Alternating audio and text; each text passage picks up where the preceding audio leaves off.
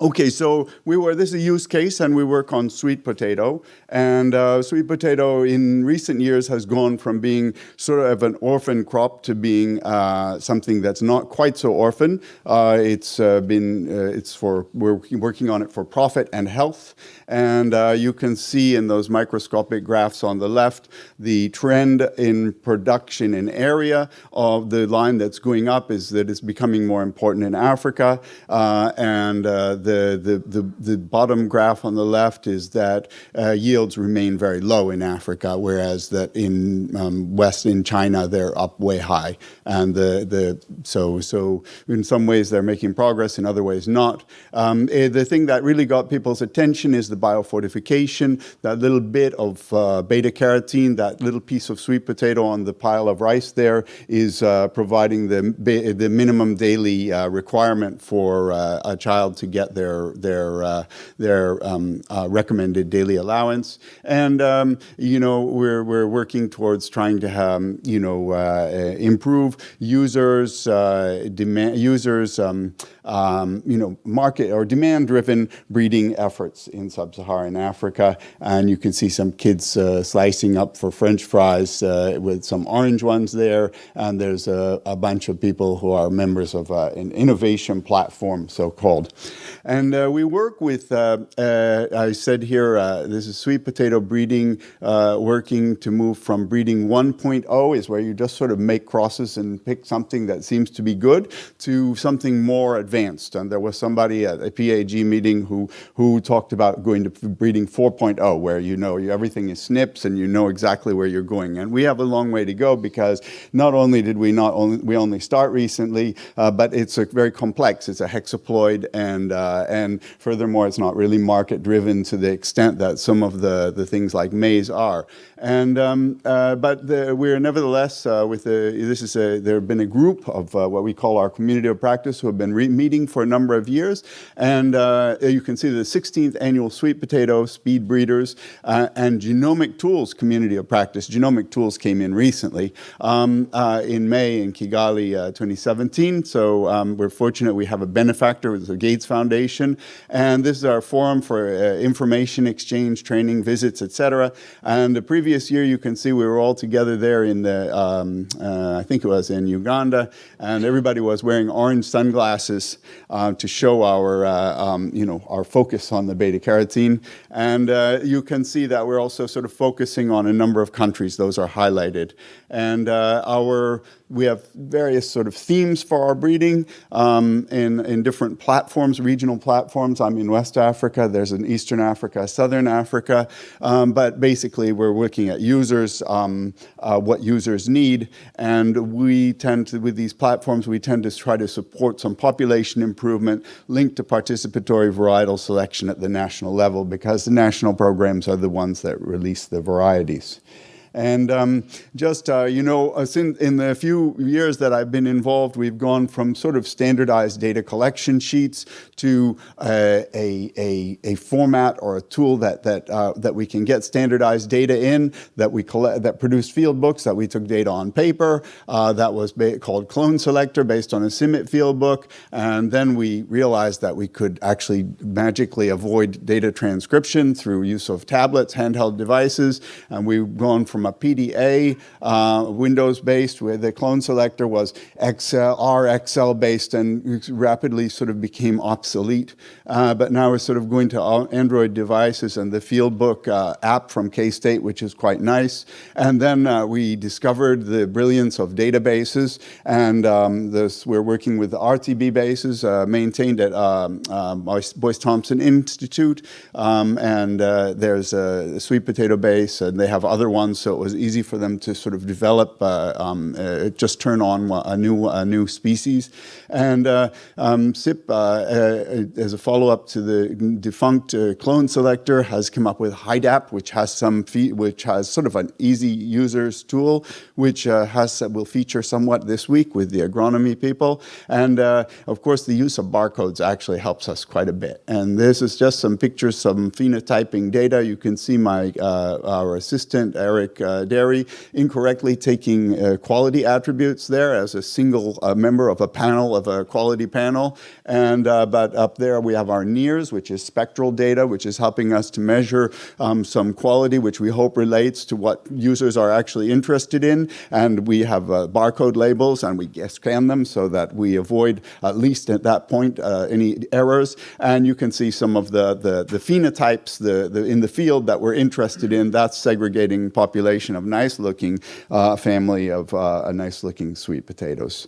And so we have our data going into the database, and it may be paltry compared to many crops, but we have something like 32,000 genotypes that have been put in there by about 4 or 5 of our various programs. And what I forgot to mention to you when I showed that community of practice was that many of them are quite skeptical about sharing data. You know, well, we have a database, and we say we're going to use this, and everybody should put their data in, and say, that's my data. You know, we can't share that. So we have to show them the value of what we get out of it. And then we've got, you know, 328, and even there are more. You see five breeding programs mentioned there in the second column. And even within SIP, we have additional programs that are not yet, you know, sticking their data in there.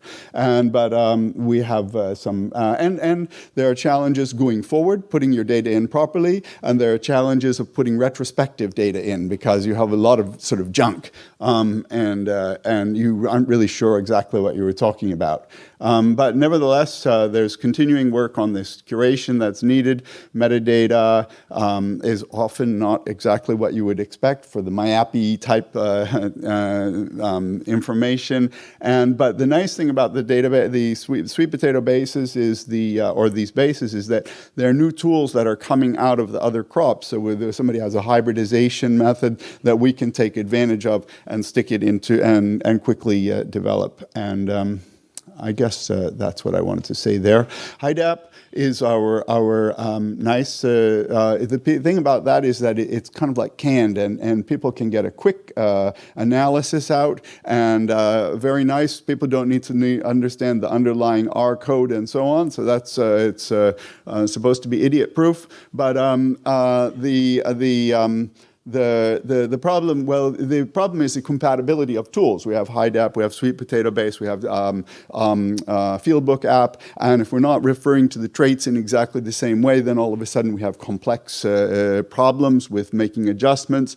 We have an online and an offline version. Really the best one is the online version, which sort of resides within the Sweet Potato Base, and so you don't have to deal with any sort of like complexities of getting things out. And then also curation of the data is very important before you put your junk into the into the database. You want to make sure that it's all nice and meaningful. And so here's we have. So I saw that you've actually with the Plantium project, they've actually inspected a number of traits, and I'm very interested to know what actually happened with those from sweet potato.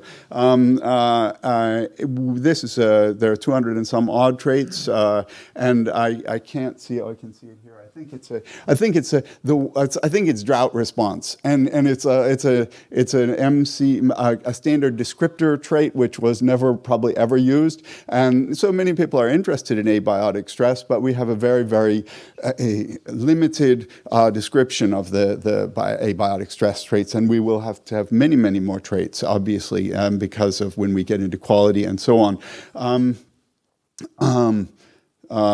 We heard about the participatory marketable yield. Okay, marketable yield is a like a totally nondescript trait, which really means an awful lot in every context. The roots are marketable, and so that's a user's trait, and but we tend to use it too in a rather vague and inconsistent way sometimes.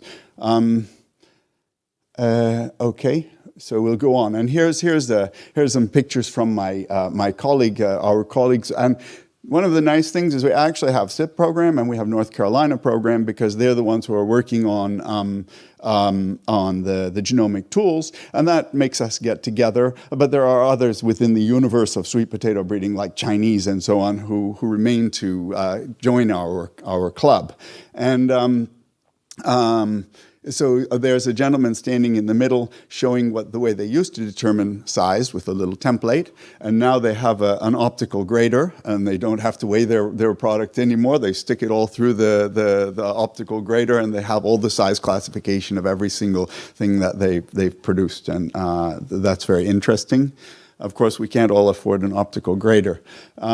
These are post-harvest. The post-harvest traits are very interesting. In the developed countries, they put them in nice controlled stores for the winter. In the developing countries, they tend to be put into sacks and mishandled, and that's an extremely important trait. The ability to withstand mistreatment, what would be considered mistreatment in many cases. And we have various traits that are just sort of like emerging as we try to develop the market for puree as a wheat flour substitute. And this is on the lower left is some weevil reaction. Purple sweet potatoes are very nice. Sweet potatoes as a leafy green are sort of understudied. And then fried, we have the French fry industry, which has very specific standards.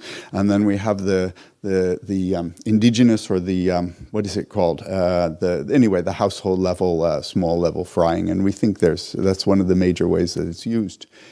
Okay, cross-institutional and cross-crop initiatives present great opportunities. CGIAR Excellence in Breeding Platform has 5 modules. Toolbox services include capacity development, and I think that's a nice development.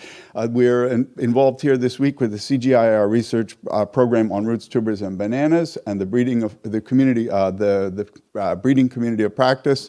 We have numerous outputs and deliverables related to banana, cassava, yam, potato, and sweet potato that we're going to try and wrestle with. And one of I don't manage RTBFoods, actually it's Dominique Dufour, and I just happen to be sort of marginally involved with it as one of the module leaders or the work package leaders. And but that is actually a project which brings together under one project all the RTB, the 5 RTB crops. And we're fortunate in both the Excellence in Breeding and in the RTBFoods that we have some private sector guidance, which really is helping us, even though private sector, is not really interested in these tropical root crops very much.